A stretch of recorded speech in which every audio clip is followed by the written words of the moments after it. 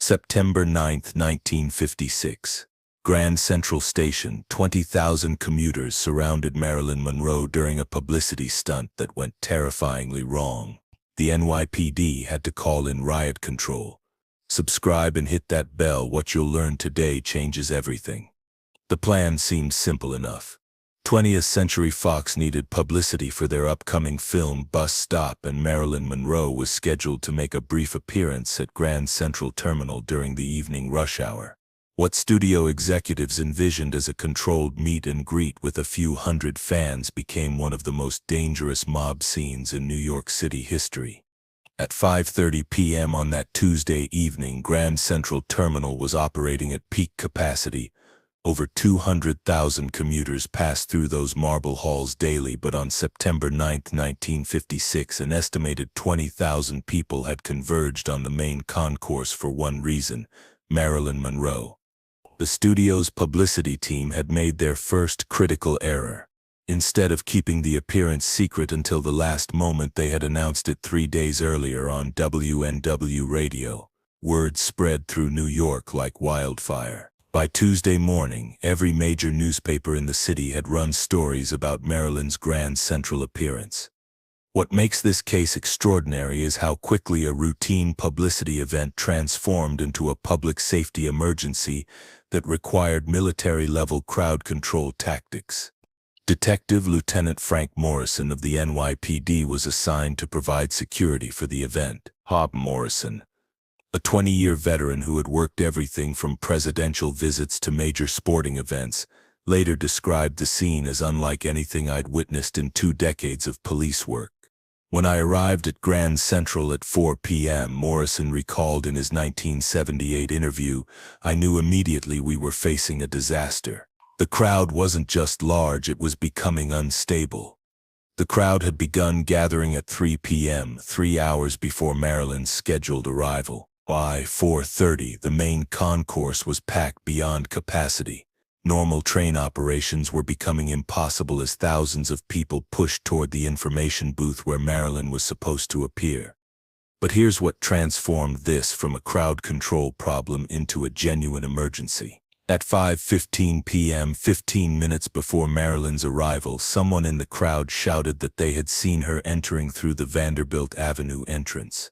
The rumor was false, but it triggered a massive surge of people toward that side of the terminal. What happened next defied all crowd management protocols and nearly resulted in multiple fatalities. The surge created a domino effect throughout the terminal. People who had been waiting patiently near the information booth suddenly panicked, believing they were in the wrong location. Thousands began pushing toward the Vanderbilt entrance, but thousands more were simultaneously pushing back toward the main concourse, having heard different rumors about Marilyn's location.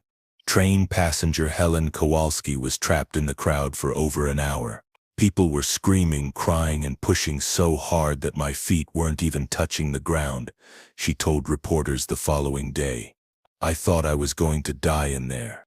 The terminal's normal exits became completely blocked by the sheer density of bodies. People who simply wanted to catch their trains home became trapped in a mob of Marilyn Monroe fans. The situation was deteriorating by the minute.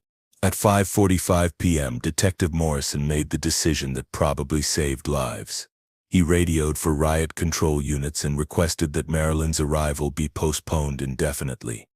But the crisis deepened when riot control officers arrived and discovered they couldn't even enter the terminal. The crowd had spilled out onto 42nd Street, blocking traffic in all directions. Mounted police units were deployed, but even the horses couldn't penetrate the mass of people. Then at exactly 6:07 p.m., Marilyn Monroe's limousine arrived at the Park Avenue entrance. The studio's publicity team, apparently unaware of the crowd situation inside the terminal, had decided to proceed with the original plan. When someone spotted the familiar blonde hair through the limousine window, the crowd's reaction was instantaneous and terrifying. A sound described by witnesses as like a wounded animal rose from the crowd as 20,000 people simultaneously tried to move toward the Park Avenue entrance. The human stampede that followed became the stuff of nightmares. Windows began shattering from the pressure of bodies being pushed against them. The famous information booth, a Grand Central landmark, was completely destroyed as people climbed over and through it. Several people were trampled and dozens more suffered broken bones and severe injuries. Marilyn's limousine driver, seeing the chaos, attempted to drive away immediately, but the crowd had surrounded the vehicle completely. People were climbing on the hood, the roof, and clinging to the doors. The limousine couldn't move without running over fans. Inside the car, Marilyn was experiencing what could only be described as pure terror. Publicity agent Arthur Jacobs, who was with her, later described her condition. She was hyperventilating, crying, and kept saying, "Get me out of here, get me out of here." She genuinely believed she was going to die. The crowd began rocking the limousine back and forth, apparently trying to tip it over to get Marilyn out. At this point, Detective Morrison made an unprecedented decision. He called for National Guard assistance. What happened next has been debated by crowd control experts for decades. The National Guard units that responded weren't trained for civilian crowd control. They were trained for military operations. Their tactics were effective but brutal. Using tear gas and riot shields, Guard units began forcing corridors through the crowd. The sight of uniformed soldiers with gas masks advancing through Grand Central Terminal created additional panic among people who had no idea what was happening.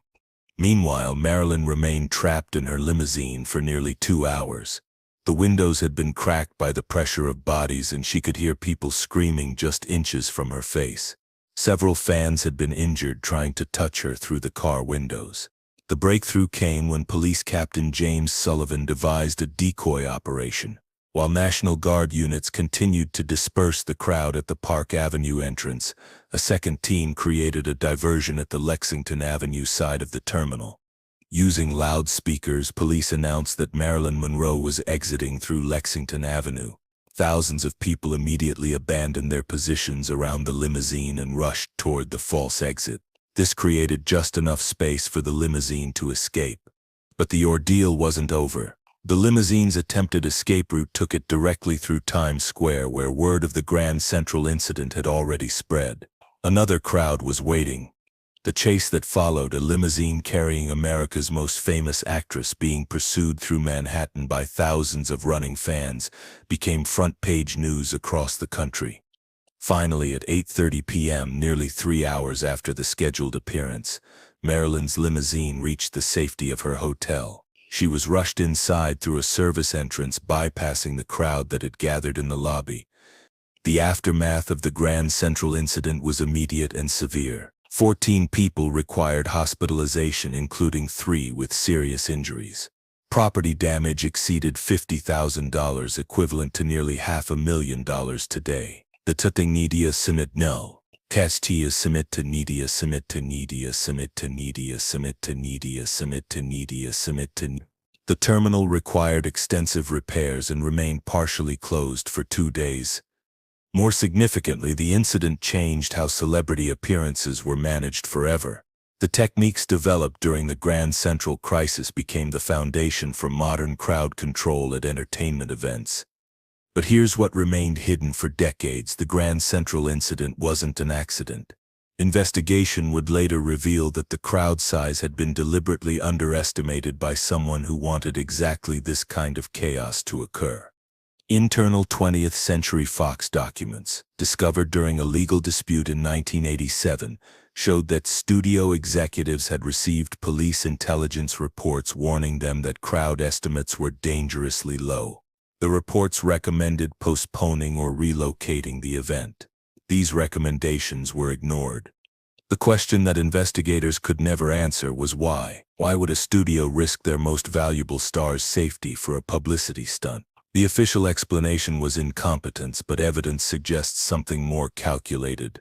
Arthur Jacobs, Marilyn's publicity agent, had been pressured to create bigger and more dramatic publicity events by studio executives who felt Marilyn's career needed more excitement. The Grand Central appearance was supposed to demonstrate her incredible drawing power, but at what cost?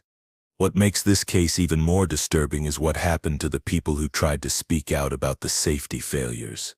Detective Morrison, who had tried to prevent the disaster, found his police career mysteriously stalled after the incident. He was transferred to a desk job and never worked celebrity security again. The terminal employee who had recommended canceling the event was quietly fired 2 weeks later. The crowd control expert who had submitted the ignored safety report suddenly found his consulting contracts with major studios terminated.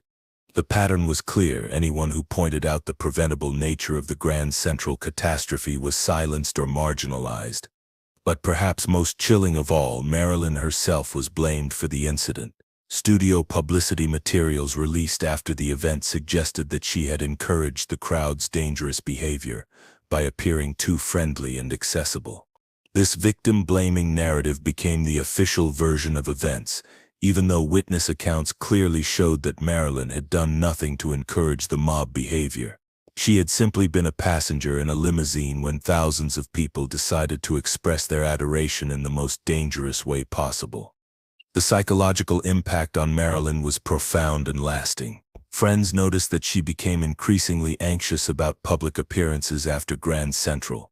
She began requiring extensive security arrangements and often canceled events at the last minute due to crowd-related fears. Dr. Margaret Herrick, a psychiatrist who treated several celebrities during this era, observed that the Grand Central incident represented a turning point in the relationship between stars and their fans. What happened to Marilyn that day showed how quickly public adoration could become life-threatening. Dr. Herrick noted in her 1965 book about celebrity psychology. The incident also revealed something troubling about American society in the 1950s.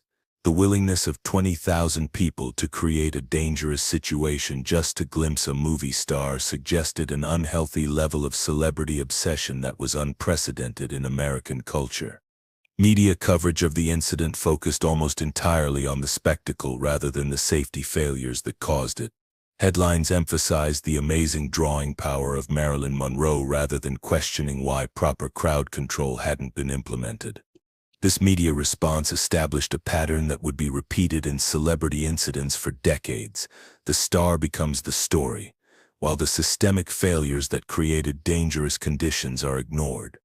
The Grand Central catastrophe also demonstrated how unprepared law enforcement was for the new reality of mass media celebrity culture. Traditional crowd control techniques designed for political rallies or sporting events proved inadequate for the unique psychology of celebrity fan behavior. The National Guard units that ultimately restored order had to improvise tactics on the spot. Their success in dispersing the crowd without fatalities became a case study taught in military academies for years afterward.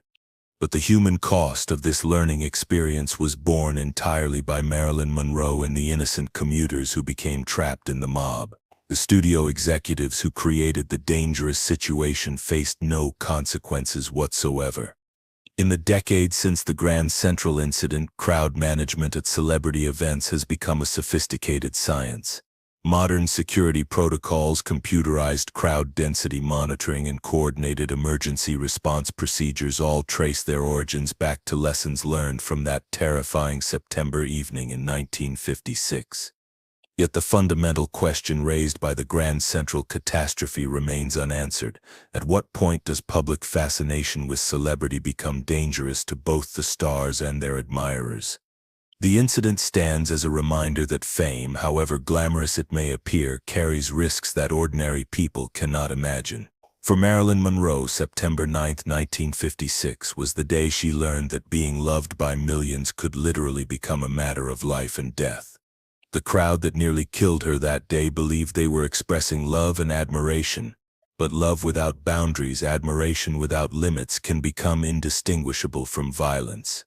And in the end, that may be the most disturbing lesson of the Grand Central catastrophe. Sometimes the greatest danger to our heroes comes not from their enemies, but from those who love them most.